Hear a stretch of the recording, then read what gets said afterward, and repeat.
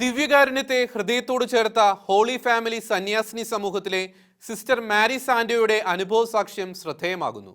ആദരവോടെ ദിവ്യകാരുണ്യത്തെ സമീപിച്ച തനിക്ക് ഒട്ടേറെ അനുഗ്രഹങ്ങളാണ് ലഭിച്ചതെന്ന് സിസ്റ്റർ പറയുന്നു. 3 വർഷമായി സിസ്റ്റർ മാരി സാന്റോയ്ക്ക് അതിശക്തമായ സെർവിക്കൽ സ്പോണ്ടിലോസിസിന്റെ അസുഖമുണ്ടായിരുന്നു. കോളറിന് ബെൽറ്റിട്ടിട്ടായിരുന്നു സിസ്റ്റർ നടന്നിരുന്നത്. സന്യാസിനി സമൂഹത്തിലെ ക്യാൻസർ രോഗിയായിരുന്ന സിസ്റ്റർ ബെനീഷയ്ക്ക് വൈദികൻ രോഗിലേപനം കൊടുത്തപ്പോൾ സിസ്റ്റർ തിരുവോസ്തി ഛർദ്ദിക്കുകയും ഛർദിയിൽ നിന്ന് സിസ്റ്റർ മാരി സാന്റോ ദിവ്യകാരുണ്യം ആദരവോടെ ഭക്ഷിക്കുകയും ചെയ്തു. ഈ സംഭവത്തോടെ തന്റെ രോഗം അപ്രത്യക്ഷമായതായി സിസ്റ്റർ പറയുന്നു. അച്ഛൻ അമ്മയ്ക്ക് രോഗിലേപനം കൊടുത്തു കഴിഞ്ഞതിന് ശേഷം വിശുദ്ധ കുർബാന കൊടുക്കുമ്പോൾ അമ്മയ്ക്കത് സ്വീകരിക്കാൻ സാധിച്ചില്ല. അമ്മയ്ക്ക് ആ സമയത്തൊക്കെ എന്തെങ്കിലും സ്വീകരിച്ചാൽ അമ്മ ഛർദ്ദിക്കുന്നൊരവസ്ഥയായിരുന്നു. അപ്പോൾ കുറച്ച് വെള്ളം ഒഴിച്ച് കൊടുത്തു, പക്ഷെ അമ്മയ്ക്ക് അത് ഇറക്കാൻ സാധിച്ചില്ല. കുറച്ച് കഴിഞ്ഞപ്പോൾ അമ്മ ഛർദ്ദിക്കാനായിട്ട് അത് വല്ല പ്രയാസം കാണിച്ചു, ഓക്കാനിച്ചു.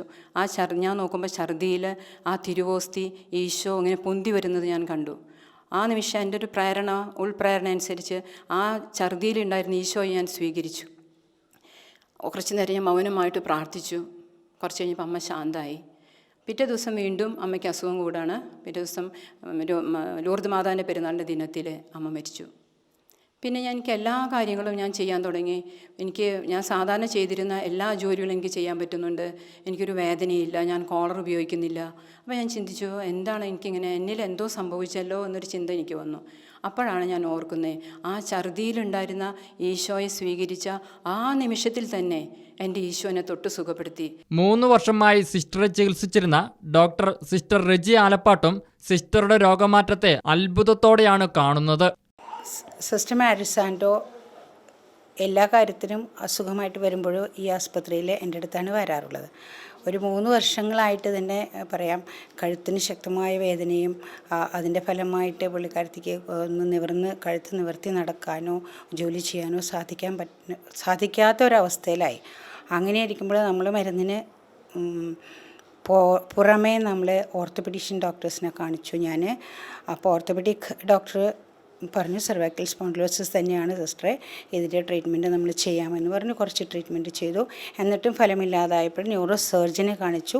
ആ ഡോക്ടറും അതേ അഭിപ്രായം തന്നെ പറഞ്ഞു. സെർവൈക്കൽ സ്പോണ്ടിലോസിസിൻ്റെ എക്സ്റേയിൽ സെർവൈക്കൽ സ്പോണ്ടിലോറ്റിക് ചേഞ്ചസും ഓസ്റ്റിയോപൊറോട്ടിക് ചേഞ്ചസും ഉണ്ട്. അതുകൊണ്ട് സിസ്റ്റർക്ക് ട്രീറ്റ്മെൻറ്റ് ജീവിതകാലം മുഴുവനും തന്നെ കഴുത്തിന് സെർവൈക്കൽ കോളർ ഉപയോഗിക്കണം, നെക്ക് എക്സസൈസസ് വേണം, പിന്നെ കുറച്ച് മെഡിക്കേഷൻസ്, ഇതെല്ലാം കണ്ടിന്യൂസ് ആയിട്ട് ചെയ്യേണ്ടി വരും. അതാണ് ചെയ്യേണ്ടത് എന്ന് പറഞ്ഞ് സിസ്റ്ററിനെ അവിടെ നിന്ന് വിട്ടു.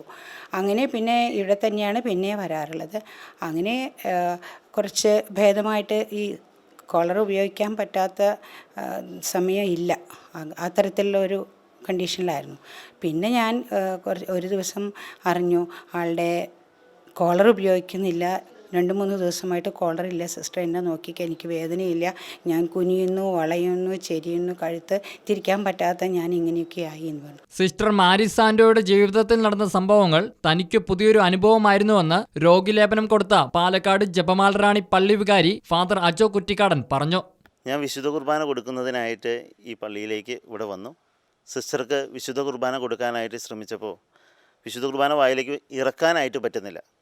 അപ്പോൾ വെള്ളം ഒഴിച്ചു കൊടുത്തത് മുഴുവൻ ഛർദ്ദിക്കുന്ന ഒരവസ്ഥയിലേക്കായിരുന്നു. അപ്പോൾ പുറത്തേക്ക് വരുന്നത് കണ്ടിട്ട് ഞങ്ങൾ എന്ത് ചെയ്യണമെന്നറിയാതെ ഞങ്ങളെല്ലാവരും ചുറ്റും നിൽക്കുമ്പോൾ പെട്ടെന്ന് മാരി സാന്റോ സിസ്റ്റർ മുന്നോട്ട് വന്നു. സിസ്റ്റർ പെട്ടെന്ന് വന്നപ്പോൾ ബാക്കി ഞങ്ങളെല്ലാവരും മാറി നിന്നു. സിസ്റ്റർ ഉടനെ വന്നിരുന്ന വിശുദ്ധ കുർബാനയെ എടുത്തിട്ട് സിസ്റ്ററുടെ വായിലേക്ക് വെച്ച് അത് ഭക്ഷിച്ചു. ഒരു വലിയ അനുഭവമായിരുന്നു. പിന്നീട് സിസ്റ്റർക്ക് അങ്ങനെയുള്ള രോഗാവസ്ഥകളെല്ലാം മാറി എന്നുകൂടി കേട്ട് കഴിഞ്ഞപ്പോൾ ഒരു ജീവിക്കുന്ന ദൈവത്തിൻ്റെ അനുഭവം, ഒരു ദിവ്യകാരുണ്യ അനുഭവം എനിക്കുണ്ടായി. ഈ അനുഭവങ്ങൾ സിസ്റ്റർ മാരി സാന്റോയെ ദിവ്യകാരുണ്യത്തിലേക്ക് ഏറെ അടുപ്പിച്ചു. ദിവ്യകാരുണ്യത്തിന് മുൻപിൽ മണിക്കൂറുകളോളം സിസ്റ്റർ പ്രാർത്ഥനയ്ക്കായി ചെലവഴിക്കുകയാണിപ്പോൾ. ദിവ്യകാരുണ്യ ഈശോയുടെ ശക്തിയും സാന്നിധ്യവും ജീവിതത്തിൽ അനുഭവിച്ചറിഞ്ഞ സിസ്റ്റർ മാരി സാന്റോയുടെ ദിവ്യകാരുണ്യ അനുഭവം അനേകാര്യങ്ങളെ ദിവ്യകാരുണ്യ ഈശോയിലേക്ക് അടുപ്പിക്കുന്ന ഒന്നാണ്. മലമ്പുഴ ഹോളി ഫാമിലി സന്യാസ സമൂഹത്തിന്റെ കോൺവെന്റിൽ നിന്നും ക്യാമറമാൻ ദിബിൻ മോഹനൊപ്പം അജീഷ് സാലു, ഷെക്കേന ന്യൂസ്.